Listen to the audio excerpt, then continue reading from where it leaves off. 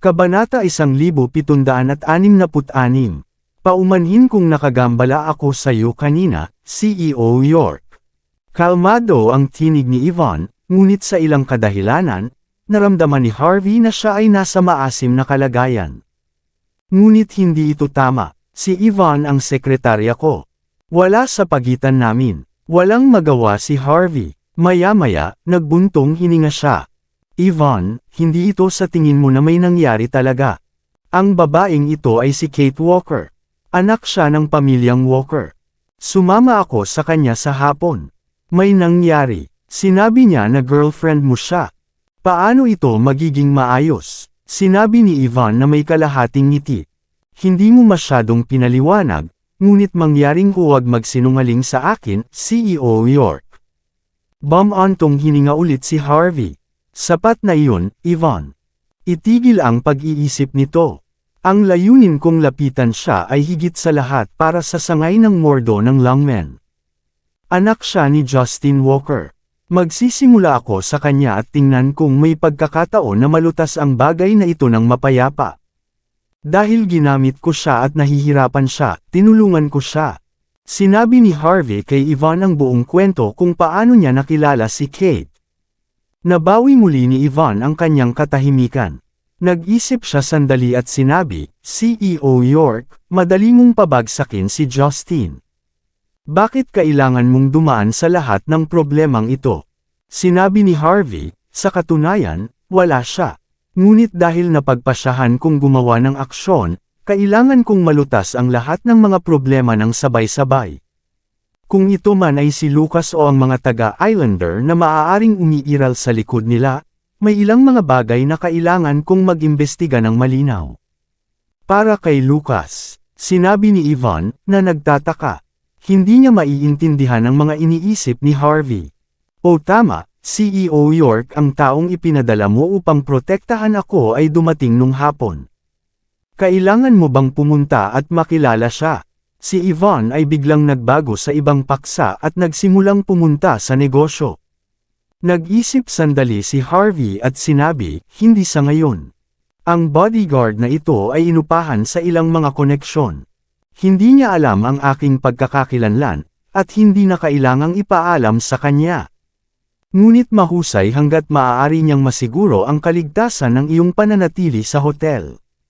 Bumantong hininga si Yvonne. Mas gusto ng puno ang kalmado, ngunit hindi hamupa ang hangin.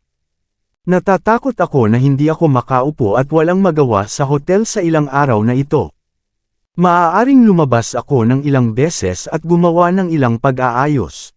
Hindi nagtanong si Harvey tungkol sa mga pag-aayos.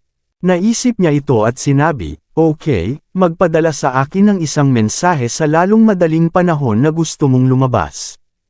Sasamahan kita kung kaya ko. Ang problema ni Yvonne ay ang unang pangunahing isyu na kailangang malutas ni Harvey sa paglalakbay na ito sa mordo. Kaya, napakahalaga upang matiyak ang kanyang kaligtasan. Nagkwentuhan pa ang dalawa. Pagkatapos, hinang ni Harvey ang telepono. Gayunpaman, ang telepono ay muling tumunog sa loob ng 1 minuto. Sa oras na ito ay isang landline na numero ng mordo. Sumimangot si Harvey at sumagot sa telepono. Dumating ang masayang tinig ni Cynthia. Brother-in-law, mag-film ako ng eksena ngayong gabi. Nais mo bang pumunta at makita? Sinabi ng direktor na maaari akong maging pangalawang babaeng nangunguna sa susunod na drama hanggat ang eksenang ito ay kukunan ng maayos. Sumulyap si Harvey sa langit. Late na ng gabi. Halos 10:00 na, at nagsimula ka pa lang sa paggawa ng pelikula. Oo, narinig ko na bigla itong inayos ng direktor. Ganun pa rin, ipapadala ko sa iyo ang lokasyon ng ilang sandali. Kailangan mong makita. Pinatong ni Cynthia ang telepono pagkatapos, isang address ang ipinadala sa telepono ni Harvey. Ngumiti si Harvey nang makita niya ang address ng Hendian World Studios. Tila kailangan niyang pumunta kahit ayaw niya. Agad niyang tinawagan si Tyson. Hinayaan niyang tanggalin ni Tyson ang kanyang koponan at pumunta upang protektahan si Kate habang umalis siya ng villa papunta sa panig ni Cynthia. Darating ang taglamig. Ang hilagang hangin ay umuungol sa buong Mordo. Sa isang lugar ng Villa sa dagat, isang sunog ang nasusunog sa loob ng isang lumang gusali. Halika, halika, halika, prinsipe. Maaari mong subukan ang aking bagong hindi nabibigkas na 50 taong gulang na si Maotai. Kami, ang dakilang bansa H, ay nasiyahan sa beer at alak sa mga nakaraang taon. Darating ang taglamig, at ang alak ay maaaring magpainit sa katawan. Sa Walker Mansion, ang lahat ng mga kasangkapan sa dating magulong bulwagan ay pinalitan ng mga bago. Isang tao ang nakaupo sa bawat dulo ng hugis parihaban na hapagkainan. Si Angelina, na ang mukha ay medyo mapula at namamaga, nakaupo sa isang dulo. Ang isang binata sa isang balahibo na suit ay nakaupo sa kabilang dulo. Ang pagkagalit ni Angelina ay hindi kahila-hilakbot tulad ng nangyari noong humarap siya kay Harvey. Sa sandaling ito, ang kanyang pag-uugali ay napakapino at sophisticado. Inalis niya ang kagandahan na naipit sa lahat ng kanyang oras sa mga piling tao. Maliban sa hindi nakikitang Maotai, ang lahat ng mga uri ng Kat-Anji tanging pagkain ay naruroon sa mesa. Inihanda sila ng chef ng Michelin. Prince, kababa mo lang sa eroplano. Dapat kang kumain ng isang bagay na mainit upang magpainit sa iyong katawan. Nakatingin si Angelina sa kabilang partido na may hindi mailalarawan na pagpapahalaga at pagpapayaman. Kung siya ay ilang taong mas bata, magpapakasal na siya agad sa lalaking ito. Thank you, Lady Walker. Hindi tinanggihan ni Lucas ang kanyang alok. Humigop siya ng alak at kumain ng ilang mga subo ng mga Kat-Anji tanging nasa pinggan. Ngumiti siya at sinabi, ang alak ay hindi masama, at ang pagkain ay mabuti. Sa aking paglalakbay sa Walls Inn, wala akong makitang lugar kung saan makakakuha ako ng kasiyasang kagat. Kailangan kong aminin, ang iyong bahay ay nagpaunawa sa akin kung ano ang ibig sabihin ng pakiramdam sa bahay, Lady Walker. Ngumiti si Prince Lucas. Sobrang gwapo niya, at may patas na balat. Siya ay halos 27 o 28 taong gulang, ang panahon kung kailan sinabi ng mga lalaki na pinakakaakit-akit. Kahit na nagbihis siya ng simple, ang kanyang mga damit ay maayos na naitugma. Kahit na nakaupo siya, madaling madama ng mga tao ang kanyang marangal na kadakilaan. Ang sinumang nakakakita sa kanya ay mahihiya na nasa paligid niya, sapagkat siya ay isang tunay na prinsipe at isang tunay na maharlika. Gawin ang iyong sarili sa bahay. Magiging pamilya na tayo maaga o huli. Ginagamot kita bilang anak ko mula pa noong una. Naghadyak-hik si Angelina, tulad ng isang matandang inahen na nag-iisa sa negosyo. Habang siya ay natatawa, ang kanyang mga mukha ay ninerbiyos na apektado at nagsimulang kumibot. Agad na nawala ang kanyang ngiti, pinalitan ng isang hindi maiiwasang puot. Una kong inayos para sa kay Kate na maghapunan ka sa gabing ito. Ngunit siya ay nalinlang ng isang ignorante na taga-bundok. Ngayon, ang pamilya Walker ay hindi mapakali at naiinis. Talagang naaawa ako sa iyo. Maliit na problema lang ito, ngunit hindi ko ito mahawakan.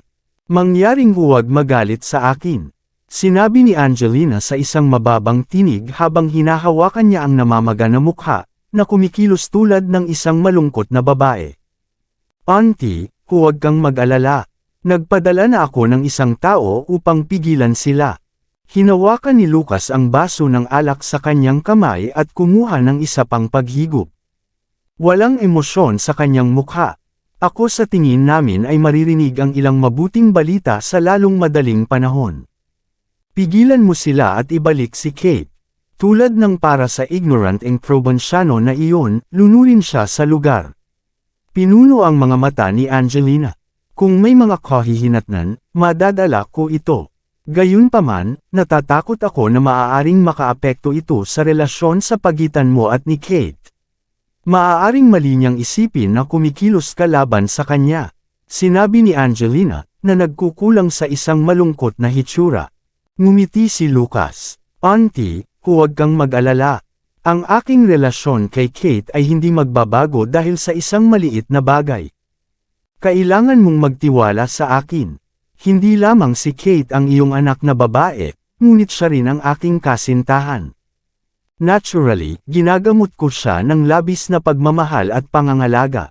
Sinuntok niya ng basta-basta ang kanyang daliri pagkatapos magsalita. Ang isang babae sa isang pulang damit, na nakatayo sa malayo, ay bumangon at yumuko. Missy, bigyan sila ng isang tawag. Sabihin sa kanila na ibalik si Kate. Tumango si Missy Howard at pagkatapos ay bumalik ng ilang mga hakbang. Nagdial siya ng kanyang telepono, blanko ang kanyang mukha at walang malasakit na ekspresyon.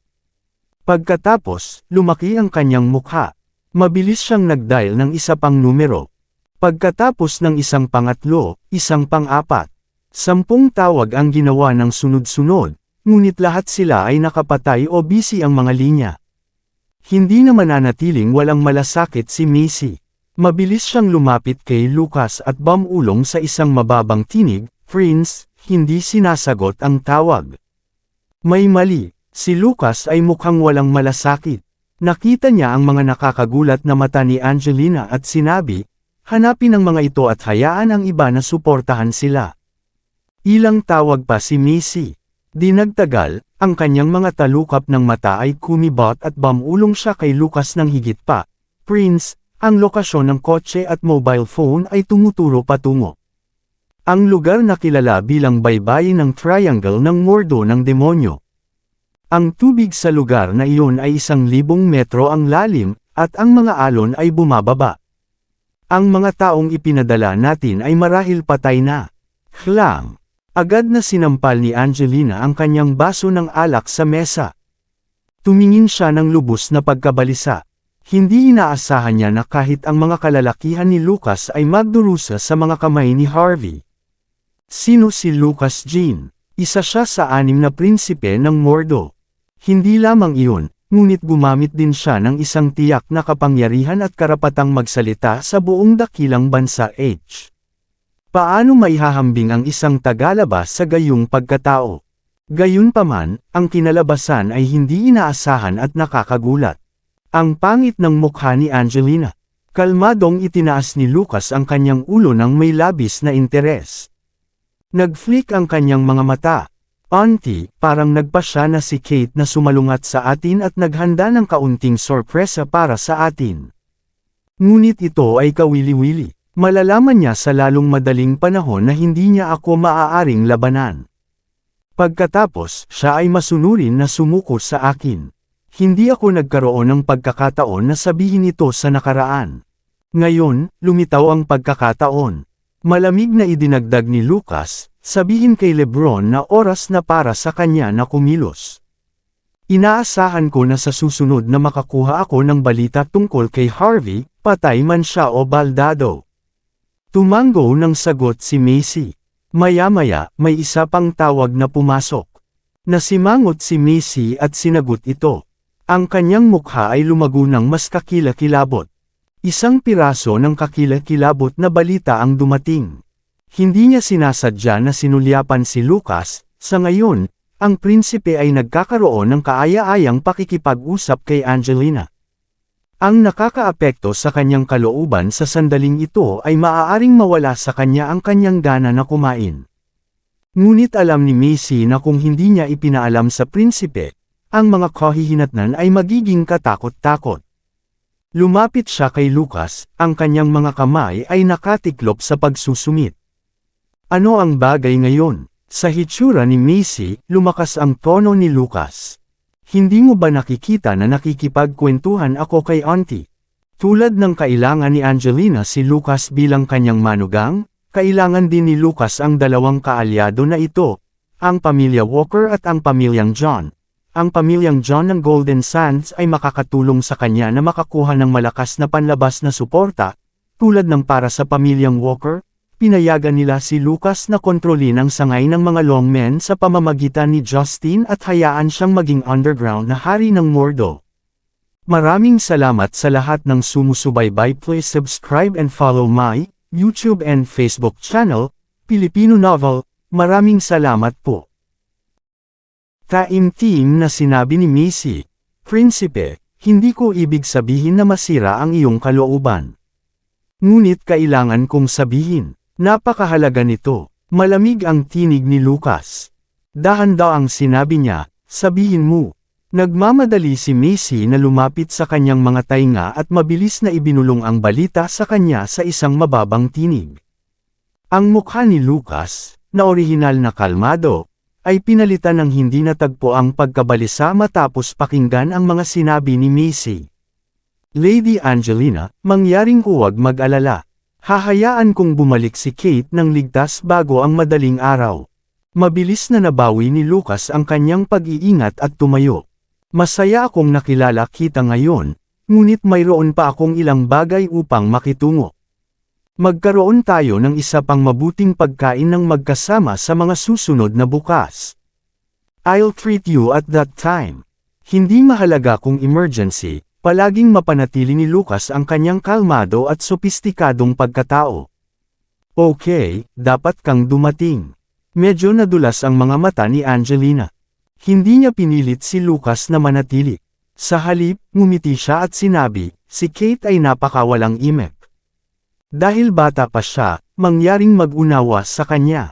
Ipinagpalagay ni Angelina na ang mga kalalakihan ni Lucas, na ipinadala upang dalhin sina Harvey at Kate, ay nakumpirma na namatay. Marahil ay lihim na nagalit si Lucas at pupunta siya upang sirain si Harvey ng isang beses at para sa lahat. Ang pag-iisip ay nagpahinga sa kanya. Hanggat kumilos si Lucas, hindi mahalaga kung mayroong 10 Harvey. Ang lahat ay haantong sa isang patay na pagtatapos. Isang ngiti ang unti-unting lumitaw sa mukha ni Angelina. Nang umalis si Lucas, sumabog siya sa matinding pagtawa.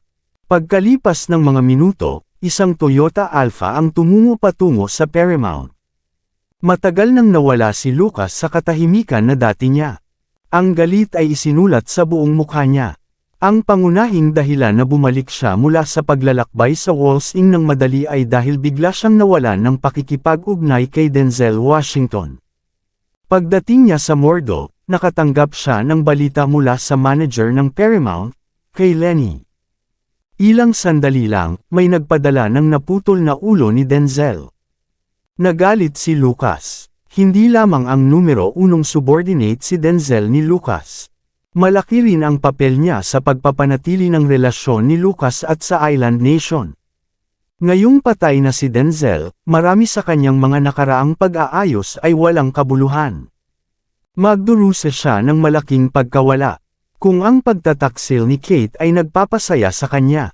Pagkatapos ang pagkamatay ni Denzel ay nakagalit sa kanya hanggang sa puntong halos mawala siya sa kanyang pag-iingat. Pinilit ni Lucas ang kanyang sarili na kumuha ng ilang malalim na paghinga. Tinanong niya, sino ang nagdala ng ulo dito? Umiling-iling si Macy. Hindi ko alam. Matapos ang party ngayong gabi, natagpuan ng mga kawani ang isang bagong kahon ng regalo habang naglilinis ng bulwagan. Matapos nilang buksan ito, nakita nila ang ulo sa loob.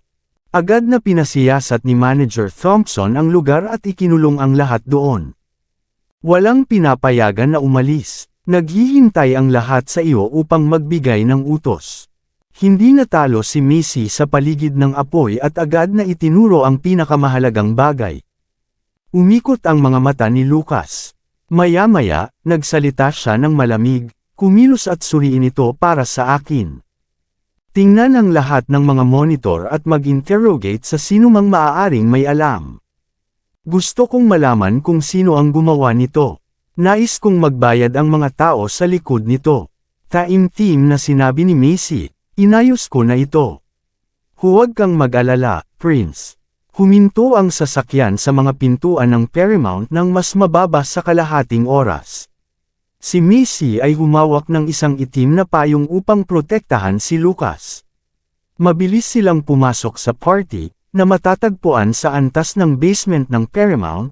Ito ang pangunahing eksena ng insidente. Kabanata 1770. Maliban sa maraming mga security guard, si Lenny at ilang mga kawani ay naruroon din. Nang makita nila si Lucas, lahat sila ay lumuhad ng sabay at binati siya. Prinsipe, Malamig na hiniling ni Lucas, nasaan si Denzel? Naglakad si Lenny gamit ang gift box. Mabuti, napakaganda. Inabot ni Lucas upang kunin ito. Nang makita niya ang naputol na ulo sa loob, lumala ang kanyang kutis. Ang ekspresyon ni Denzel ay nanatiling mabangis. Gayunpaman, tila namatay siya nang walang kabuluhan. Denzel, huwag kang mag-alala. Malalaman ko ang mastermind sa likod nito at durugan siya sa mga piraso upang maghigantay sa iyo. Hindi nagalit si Lucas. Sa kanya, walang kabuluhan ang galit.